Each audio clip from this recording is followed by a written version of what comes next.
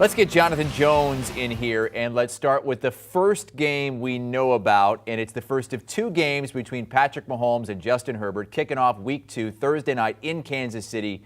JJ, I feel like we're going to have a marquee matchup every week in that division.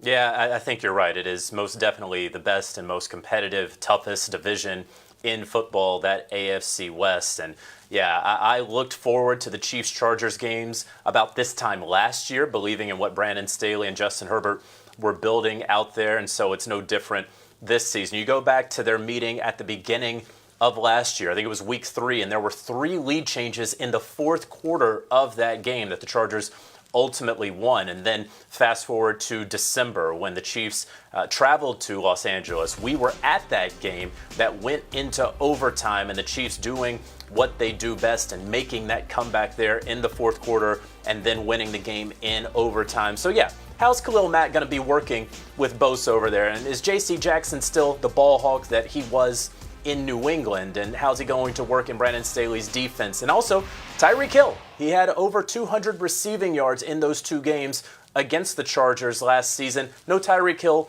Where do we see that production coming from this year with the Chiefs? And so a lot of storylines I'm already looking forward to in that game. That kicks off Week 2. Week 2 ends with 2 games on Monday night. Now, some are calling it a doubleheader. It's really not. The games overlap just about 90 minutes apart. What's the reason for the overlapping? One game on ESPN at 7:15, the other one kicking off, an hour and 15 minutes later on ABC. Yeah, it's fascinating. I'll have both screens up for that. You got the Titans and the Bills, and remember, the Titans have won the last 2 games against the Bills. We had the rout that happened during the COVID delays back in 2020, and then last season getting that stop there at the goal line. And so I'm curious what Tennessee's passing attack is going to look like here with Ryan Tannehill now that they don't have A.J. Brown. How's Treylon Burks coming along so far early in his career?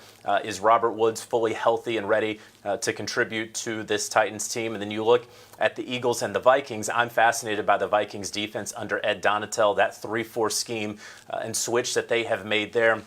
They have some new guys in the back end, those rookies, Lewis Seen and Andrew Booth Jr. How are they going to work with Harrison Smith captaining that backfield? And can Jalen Hurts take that step that the Eagles and all Eagles fans everywhere that they're hoping for here in year 3? Can he show it against the Vikings there in Week 2?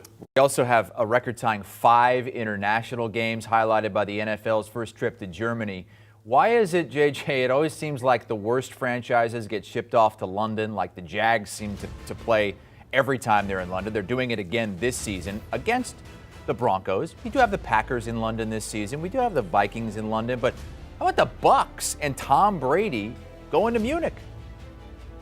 Yeah, so you have the Jags, who obviously Shad Khan, the owner of the team, has a partnership and wants to really have a footprint in London. That's been going on for the better part of a decade. The Buccaneers, as the NFL expanded in their international markets, awarded the Buccaneers to Germany, or Germany was awarded the Buccaneers, however you want to look at it. And so they were one of a couple of teams that got the Germany footprint. And now you get Tom Brady going over there in the inaugural German regular season NFL game. So that's going to be fantastic. You're going to have to worry about the time zone differences, certainly with the Seattle Seahawks. We're talking about a 9-hour time zone difference from Seattle to Munich. I'm most certainly looking at that Mexico City game. When you look at the 49ers and you look at the Cardinals, especially the Cardinals, we know once we get around Thanksgiving, this is a team under Cliff Kingsbury that has faltered. Once you get to November 21st, this is a team that under Cliff Kingsbury has gone 7-12 in games on November 21st or after. And so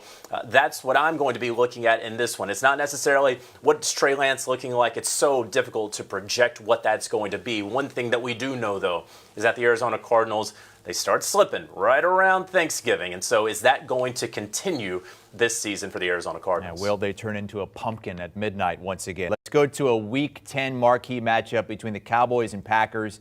Cowboys returning to the scene of the Dez Caught It game. JJ, I was surprised when looking at the matchups between the Cowboys and the Packers over the years. Aaron Rodgers is the only Packers quarterback to lose at Lambeau to the Cowboys, and he's done it twice, including their last trip in 2016. Yeah, I don't know if I would consider this one a loss on the schedule just now. Obviously, Week 10, a lot is going to change, but I was at that incredible game in Dallas, in the playoff game where he threw it to Jared Cook there on the sideline, and then they nailed the game-winning field goal there at the end to win that playoff game.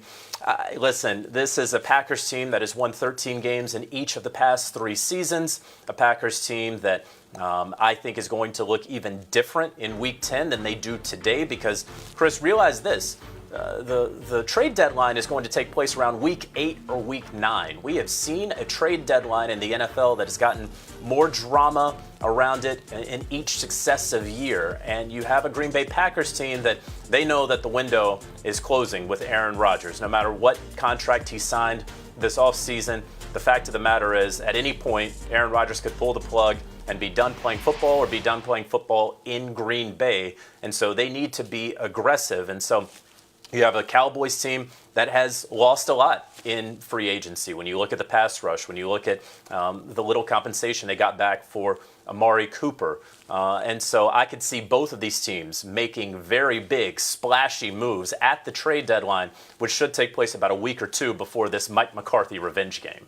Usually the best teams from the year before get the toughest schedules, and the worst teams get the easiest schedules. How did the Cowboys, who won 12 games, and the NFC East, how'd they end up with the easiest strength of schedule?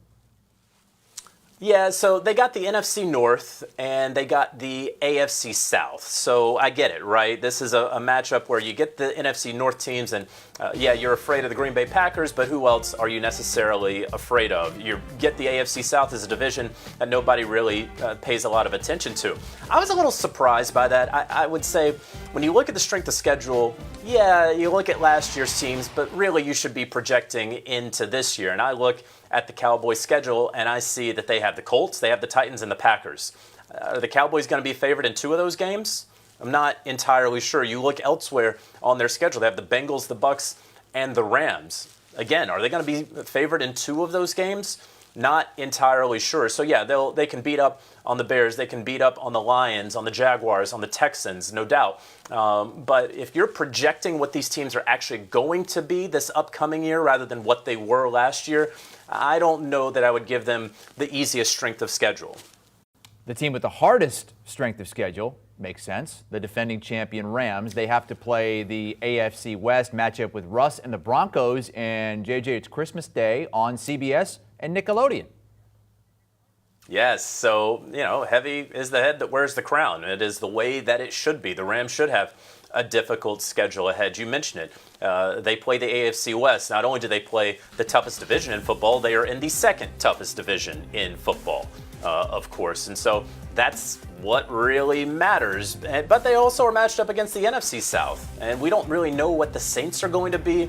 We know what the Buccaneers are going to be. We believe that the Falcons are going to be one of the worst teams. The Carolina Panthers are going to be struggling to stay afloat there. So I look at what the Rams are faced with and say, yeah, that's fair. I will tell you this, though. I think every Rams fan, I think every Rams player and coach especially, they are waiting for this schedule release because they want to know, when is our bye week? We just played a season with 21 games. We played a Super Bowl, the latest Super Bowl that has ever taken place on February the 13th. And we have this very, very difficult slate. So please, schedule gods, do not give us a Week 5 bye. You better give us a Week 12 bye to rest our veteran bodies for a very long season. Yeah, we know the matchups. We just don't know when they're all going to take place at this point and when teams get byes. We'll find out all that coming up later on tonight, and we've got your coverage on CBS Sports HQ 7 Eastern. JJ, give us the 3 matchups you're most looking forward to this season.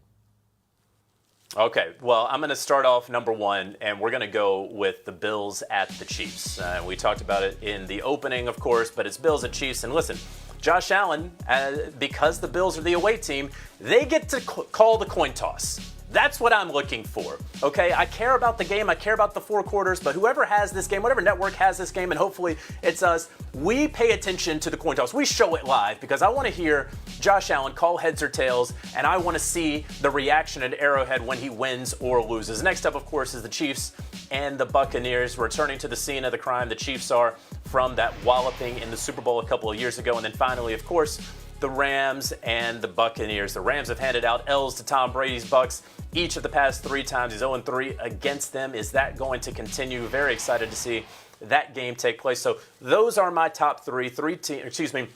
Yeah, all those teams you can absolutely see in the Super Bowl later on in Glendale, Arizona. So those are my top 3 games heading into tonight. Do you want a sports network that delivers everything that matters about the game? The highlights, the picks, the instant analysis, no yelling, no fake debates, no politics. Hit the subscribe button and never miss a moment.